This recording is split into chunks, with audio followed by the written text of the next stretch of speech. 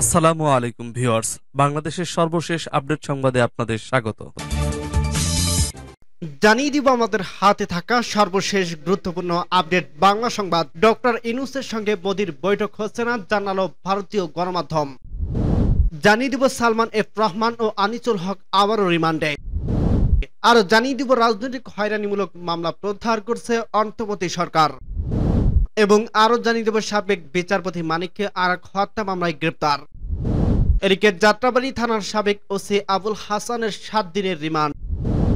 সর্বশেষ জানিয়ে দিব করোনার পর ব্যাংক ঋণ নিতে বেপরোয়া হয়ে ওঠে সালমান এফ রহমান। শুনছিলেন সংবাদ শিরোনাম, এরপর বিস্তারিত। তার আগে অনুরোধ থাকবে, ভিডিওটি যদি ভালো লেগে থাকে ভিডিওটিতে একটি লাইক এবং কমেন্ট করে জানিয়ে দিন ভিডিও সম্পর্কে আপনার মূল্যবান মতামত, এবং আরো কমেন্ট করে জানিয়ে দিন ভিডিওটি আপনি কোথা থেকে দেখছেন এবং শুনছেন।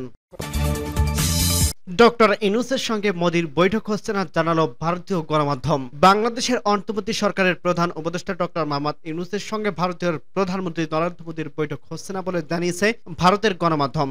আগামী সপ্তাহে জাতিসংঘের সাধারণ অধিবেশনে ফাঁকে এই বৈঠক হওয়ার কথা ছিল। এ বিষয়ে জড়িত ব্যক্তিদের বরাতে ভারতের সংবাদ মাধ্যম হিন্দুস্তান টাইমস আজ বৃহস্পতিবার এ তথ্য জানিয়েছে। সাধারণ পরিষদের বৈঠকে সাইডলাইনে ভারতীয় প্রধানমন্ত্রীর সঙ্গে বৈঠকের জন্য 1 মাসের গুরুত্ব দিকে নয়াদিল্লির দিকে আনুষ্ঠানিক অনুরোধ জানিয়েছে ঢাকা। কূটনৈতিক সূত্রের বরাত দিয়ে হিন্দুস্তান টাইমস জানায়, আওয়ামী লীগ সরকারের পতন ও শেখ হাসিনার ভারতে পালিয়ে যাওয়ার পর দুই দেশের মধ্যে দ্বিপাক্ষিক সম্পর্কে যে অস্বস্তি তৈরি হয়েছে তা দূর করতেই দুই নেতার বৈঠকে আগ্রহী বাংলাদেশ। নাম প্রকাশে অনিচ্ছুক ওই সূত্রগুলো আরো জানায়, ওই ধরনের বৈঠক ভারতের এজেন্ডায় নেই। যুক্তরাজ্যের 3 দিনের সফরে কোনো ফাঁকার সময় নেই। তিনি 21 সেপ্টেম্বর ডেলাওয়্যার উইলমিংটনে কেয়ার নেতাদের সঙ্গে শীর্ষ বৈঠকে যোগ দিবেন। 23 সেপ্টেম্বর তিনি জাতিসংঘের সাধারণ পরিষদে ভাষণ দেবেন। তাদের একজন বলেন, প্রধানমন্ত্রী মোদি নিউ ইয়র্ক সাধারণ পরিষদের সাইড লাইনের কিছু দ্বিপাক্ষিক বৈঠক করবেন বলে আশা করা হচ্ছে। তবে বাংলাদেশের অন্তর্বর্তী সরকার প্রধানের সঙ্গে বৈঠকে তার সময়সূচি নেই। সালমান এফ রহমান আনিসুল হক আবারও রিমান্ডে। বৈদেশিক মুদ্রা নিয়ন্ত্রণে আইনের দায়ের করা মামলায় সাবেক আইনমন্ত্রী আনিসুল হক ও সাবেক প্রধানমন্ত্রী শেখ হাসিনার বেসরকারি শিল্প বিষয়ক উপদেষ্টা সালমান এফ রহমানের 5 দিনের রিমান্ড মঞ্জুর করছে আদালত। বৃহস্পতিবার ঢাকা মেট্রোপলিটন ম্যাজিস্ট্রেট মোহাম্মদ আরিফুর রহমানের আদালতের শুনানি শেষে আদেশ দেন। এদিন মামলার তদন্ত কর্মকর্তা কোতোয়ালি থানার উপপরিদর্শক মোহাম্মদ রাশিদুল হাসান সকাল 7টার দিকে তাদের আদালতে হাজির করে 7 দিনের রিমান্ড আবেদন করেন। এ সময় আসামিপক্ষ রিমান্ড বাতিল ও জামিন চেয়ে শুনানি করেন। অন্যদিকে রাষ্ট্রপক্ষ জামিনের বিরোধিতা করে উভয় পক্ষকে শুনানি শেষে আদালতে জামিন নামঞ্জুর করে রিমান্ডের আদেশ দেন। এর আগে 23 সেপ্টেম্বর নিউ মার্কেট থানায় উপপরিদর্শক মোহাম্মদ সজীব মিয়া বাদী হয়ে কোতোয়ালি থানায় মামলা করেন। রিমান্ড আবেদনের তদন্ত কর্মকর্তা বলেন, অভিযুক্তরা অবৈধভাবে বৈদেশিক মুদ্রা অর্জন ও বিক্রয়ের সাথে সরাসরি জড়িত। তাই কারা তাদের এই বৈদেশিক মুদ্রা সরবরাহ করছে তাদের খুঁজে বের করতে রিমান্ডে নেওয়া দরকার। অন্যদিকে হয়রানি ষড়যন্ত্রের অংশ হিসেবে তাদের মক্কেলদের এই মামলার জড়ানো হয়েছে মর্মে রিমান্ড বাতিল সহ জামিন চেয়ে আবেদন করে আসামি পক্ষ। শুনানির পর ম্যাজিস্ট্রেট রিমান্ডে আদেশ দেন। গত 19 আগস্ট নৌপথে পালিয়ে যাওয়ার সময় সদরঘাট এলাকা থেকে আনিসুল হক ও সালমান এফ রহমানকে গ্রেপ্তার করা হয়। উদ্ধার করা হয় বৈদেশিক মুদ্রা। সালমান এফ রহমানের কাছে 12,624 মার্কিন ডলার, 620 সুইস ফ্রা, 8,500 দিরহাম, 13 লক্ষ উজবেকিনি সোম, 11,650 রিয়াল, 779 সিঙ্গাপুরের ডলার, 150 ব্রিটিশ পাউন্ড এবং 1,321 ইউরো, 50,000 টাকা, 6,230 ভুটানি অ্যান্ডগুলড্রাম, 1,000 ভারতীয় রুপি এবং 3,320 থাই বাদ পাওয়া গেছে। তার কাছে একটি কূটনৈতিক পাসপোর্ট সহ 6টি পাসপোর্ট ছিল। অন্যদিকে আনিসুল হকের কাছে 17,512 মার্কিন ডলার ও 726 সিঙ্গাপুরের ডলার ছিল। তার সাথে 3টি ভিন্ন কূটনৈতিক পাসপোর্টও ছিল। ঘটনার পর পুলিশ 23 সেপ্টেম্বর তাদের বিরুদ্ধে কোতোয়ালি থানায় ফরেন এক্সচেঞ্জ রেগুলেশন অ্যাক্ট 1947 মামলা দায়ের করে। গ্রেপ্তারের পর গত মাসে শিক্ষার্থীদের আন্দোলনের নিউ মার্কেট এলাকায় এক দোকান কর্মীর মৃত্যুর ঘটনা দায়ের করা মামলায় আনিসুল হক ও সালমান এফ রহমানকে 10 দিনের রিমান্ডে নেওয়া হয়। রাজনৈতিক হয়রানিমূলক মামলা প্রত্যাহার করছে অন্তর্বর্তী সরকার। আওয়ামী লীগ সরকারের আমলে হয়রানিমূলক মামলার কারণে বিএনপি, জামায়াত সহ বিরোধী রাজনৈতিক দলের হাজারো নেতাকর্মী ছিলেন ঘরছাড়া।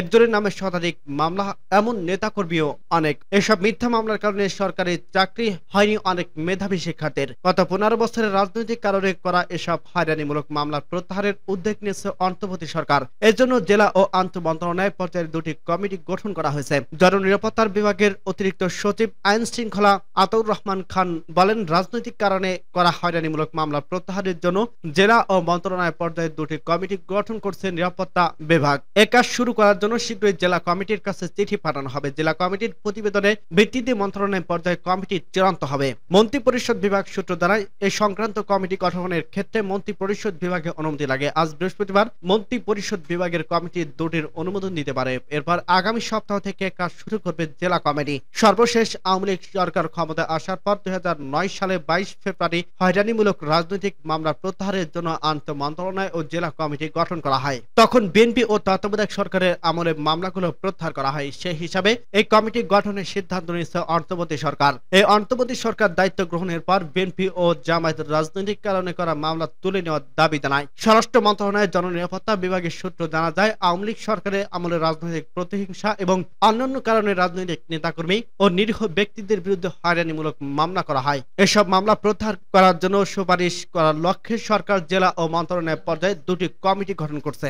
জেলা পর্যায়ের কমিটির সভাপতি হবেন জেলা ম্যাজিস্ট্রেট ও জেলা প্রশাসক, সদস্য সচিব, অতিরিক্ত জেলা ম্যাজিস্ট্রেট, সদস্য পুলিশ সুপার, মহানগর এলাকার জন্য পুলিশে একজন ডেপুটি কমিশনার ও পাবলিক প্রসিকিউটর, মহানগর এলাকায় মামলার জন্য মহানগর পাবলিক প্রসিকিউটর। মামলা প্রত্যাহারের জন্য আগামী 31 ডিসেম্বরের মধ্যে সংশ্লিষ্ট জেলা কমিটির সভাপতি ও জেলা ম্যাজিস্ট্রেটের কাছে আবেদনপত্র দিতে হবে। এর সঙ্গে এজাহার ও প্রযোজ্য ক্ষেত্রে চার্জশিটের অভিযোগপত্র সার্টিফাইড কপি দাখিলের কথা বলা হয়েছে।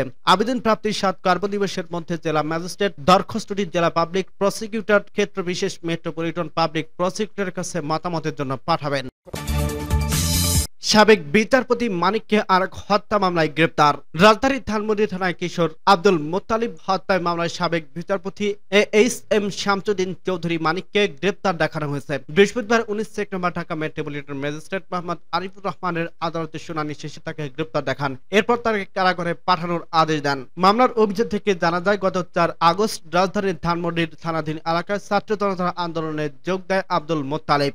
পরে সে বুকে ও গলায় গুলিবিদ্ধ হয়ে মারা যায়। এই ঘটনায় গত 26 আগস্ট নিহত বাবা আব্দুল মতিন বাদী হয়ে ধানমন্ডি থানায় একটি হত্যা মামলা দায়ের করেন। এতে সাবেক প্রধানমন্ত্রী শেখ হাসিনা সহ 176 জনের নাম উল্লেখ করা হয়। এছাড়া অজ্ঞাত 250 থেকে 300 জনকে অজ্ঞাত আসামি করা হয়। এই মামলায় 22 নম্বর এজাহার নামীয় আসামি মানিক। এর আগে বুধবার 6টি পৃথক হত্যা মামলায় তাকে গ্রেপ্তার দেখানোর আবেদন মঞ্জুর করে ঢাকা মেট্রোপলিটন ম্যাজিস্ট্রেট মোহাম্মদ জাকি আল ফারাবি। এর আগে আদাবর থানা গার্মেন্টসের রুবেল হত্যা, লালবাগ থানার আইডিয়াল কলেজের প্রথম বর্ষের ছাত্র খালিদ হাসান, সাইফুল্লাহ হত্যা এবং বাড্ডা থানায় পৃথক 4টি হত্যা মামলা রয়েছে।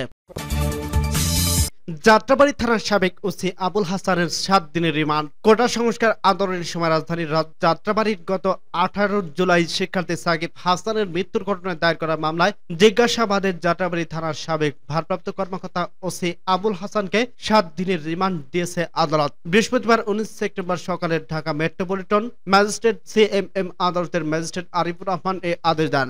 আদালত সূত্রে জানায়, সাকিব হাসানের নামে এই তরুণকে হত্যার ঘটনায় যাত্রাবাড়ী থানায় করা মামলার আবুল হাসানকে আজ সকালে গ্রেপ্তার দেখানো হয়। পরে তাকে এই মামলায় 10 দিনের রিমান্ড নেওয়ার আবেদন করা হয়। অন্যদিকে আসামি পক্ষ থেকে রিমান্ড নাম মঞ্জুর করে জামিনের আবেদন জানানো হয়। উভয় পক্ষের শুনানি নিয়ে আদালতে আবুল হাসানকে 7 দিনের রিমান্ড নিয়ে জিজ্ঞাসাবাদ করার অনুমতি দেন। গত 2 সেপ্টেম্বর সাবেক প্রধানমন্ত্রী শেখ হাসিনা সহ 440 জনের বিরুদ্ধে মামলাটি করেন জাতীয় শ্রমিক দলের নেতা আবু বকর। আদালতে দাখিল করা পুলিশের ফরওয়ার্ডিং প্রতিবেদনে বলা হয়, গত 17 সেপ্টেম্বর টেকনাফ থেকে আবুল হাসানকে গ্রেপ্তার করা হয়। করোনার পর ব্যাংক ঋণ নিতে বেপরোয়া হয়ে ওঠেন সালমান। 2019 সালে প্রধানমন্ত্রী শেখ হাসিনা বেসরকারি শিল্প ও বিনিয়োগ বিষয়ক উপদেষ্টা পদে নিয়োগ পান বেক্সিমকো গ্রুপের vice chairman Salman F Rahman. এরপর তিনি হয়ে উঠেছিলেন আর্থিক খাতের প্রধান নিয়ন্ত্রক। তার মতামতই যেন ছিল আর্থিক খাতের নীতি সিদ্ধান্ত। এই সুযোগে গত 5 আগস্ট আওয়ামী লীগ সরকারের পতনের আগ পর্যন্ত নামে বেনামে একাধিক ব্যাংক থেকে ঋণের নামে অর্থ তুলে নেন তিনি।